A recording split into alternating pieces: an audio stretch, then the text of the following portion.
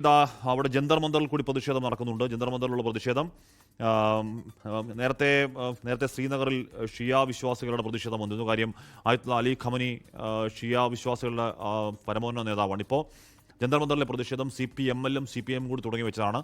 അവിടെയും വലിയ പ്രതിഷേധങ്ങളുടെ കാര്യങ്ങൾ പോവുകയാണെന്ന് തോന്നുന്നു. ബൽറാം നെടുങ്ങാടിയാണ് ആ വാർത്തയുടെ വിവരങ്ങൾ വെച്ചത്. ബൽറാം, ശ്രീനഗറിൽ കണ്ടതുപോലെ ഒരാൾക്കൂട്ടം ജന്തർ മന്ദറിൽ എന്തായാലും ഉണ്ടാവില്ല.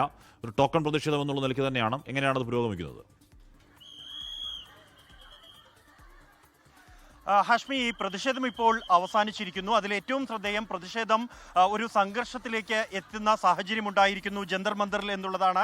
ഇടത് പാർട്ടികൾ CPI-യും CPIM-ലും അടക്കമുള്ള ഇടത് പാർട്ടികളുടെ നേതൃത്വത്തിലായിരുന്നു പ്രതിഷേധത്തിന്റെ ഭാഗമായി ഈ ഇടത് പാർട്ടികൾ ഈ ജന്തർ മന്ദറിലെ റോഡിൽ ചിത്രങ്ങൾ വരച്ചിരുന്നു. അത് Netanyahu, US president Donald Trump, ഒപ്പം തന്നെ പ്രധാനമന്ത്രി നരേന്ദ്രമോദിയുടെയും രേഖാചിത്രങ്ങൾ ചോക്ക് ഉപയോഗിച്ച് ഈ റോഡിൽ വരച്ചിരുന്നു. എന്നാൽ സംഘപരിവാർ അനുകൂലികൾ ഇവിടെ എത്തുകയും പ്രധാനമന്ത്രിയുടെ ചിത്രം ഇതിനൊപ്പം വരയ്ക്കാൻ കഴിയില്ല എന്ന് പറഞ്ഞ് ആ ചിത്രം മായ്ച്ചു കളയുകയായിരുന്നു. തുടർന്നാണ് ഒരു സംഘർഷത്തിലേക്ക് കാര്യങ്ങൾ എത്തിയത്. ഈ US-ന്റെയും ഇസ്രായേലിന്റെയും ആക്രമണത്തെ, അതിക്രമങ്ങളെ എതിർക്കുന്ന ഇടത് അനുകൂലികൾ അത് ചോദ്യം ചെയ്തതാണ് സംഘർഷത്തിലേക്ക് എത്തിയത്.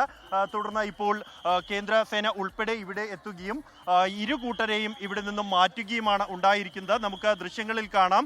ഈ പ്രതിഷേധിക്കാൻ എത്തിയ മുതിർന്ന നേതാക്കളെല്ലാം തന്നെ ഇവിടെ നിന്നും മടങ്ങിയ ശേഷമായിരുന്നു ഇത്തരം ഒരു സംഘർഷത്തിലേക്ക് കാര്യങ്ങൾ പോയത്. ഇപ്പോൾ ഇടത് അനുകൂലികൾ അല്ലെങ്കിൽ ഇടത് പാർട്ടികളുടെ നേതാക്കൾ ഈ പ്രതിഷേധത്തിന്റെ ഭാഗമായി പങ്കെടുത്തവർ ഇപ്പോൾ മാധ്യമങ്ങളെ കാണുകയാണ്. എന്തായാലും ഈ ഒരു പ്രതിഷേധം US-ന്റെയും ഒപ്പം തന്നെ ഇസ്രായേലിന്റെയും അതിക്രമത്തിനെതിരെ നടന്ന പ്രതിഷേധം ജന്തർ മന്ദറിൽ ഒരു സംഘർഷത്തിലേക്ക് എത്തിയിരിക്കുന്നു.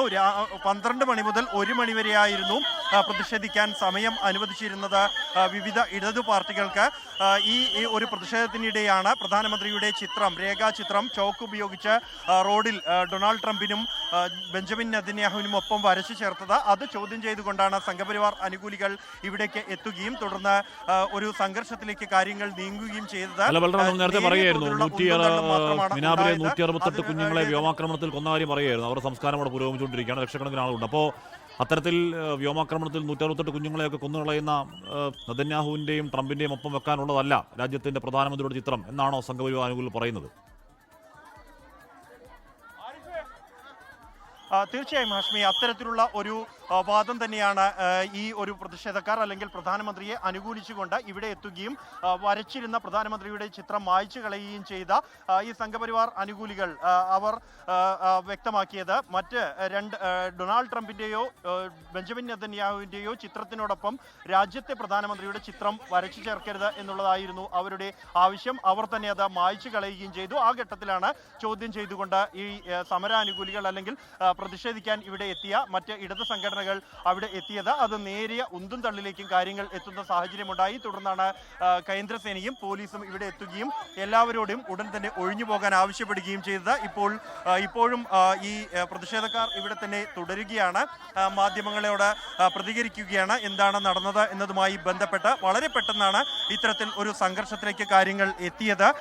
പ്രതിഷേധം ഏതാണ്ട് പൂർത്തിയായി. അതായത് 12 മണി മുതൽ 1 മണി വരെയായിരുന്നു പ്രതിഷേധിക്കാൻ അനുവദിച്ചിരുന്ന സമയം. 1 മണിയോടെ തന്നെ പ്രധാന നേതാക്കളെല്ലാം തന്നെ പിരിഞ്ഞു പോയിരുന്നു.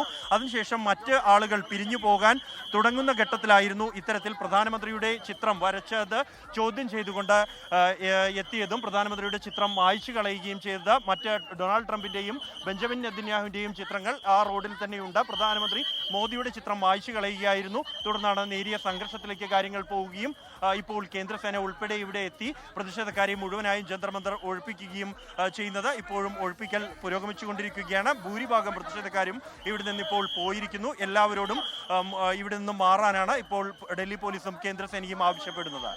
ഹാഷ്മി, ബൽറാം നെടുങ്ങാടിയാണ് ആ വാർത്തയുടെ വിവരങ്ങൾ നൽകിയത്. 168 കുഞ്ഞുങ്ങളുടെ ചോര കയ്യിലുള്ള നെതന്യാഹുവിന്റെയും ട്രംപിന്റെയും ഒന്നും കൂടെ വെക്കാനുള്ളതല്ല രാജ്യത്തിന്റെ പ്രധാനമന്ത്രിയുടെ ചിത്രം, അങ്ങനെ വരച്ചുകൂടാ എന്നാണ് തോന്നുന്നു സംഘപരിവാർ അനുകൂലികൾ പറഞ്ഞത്.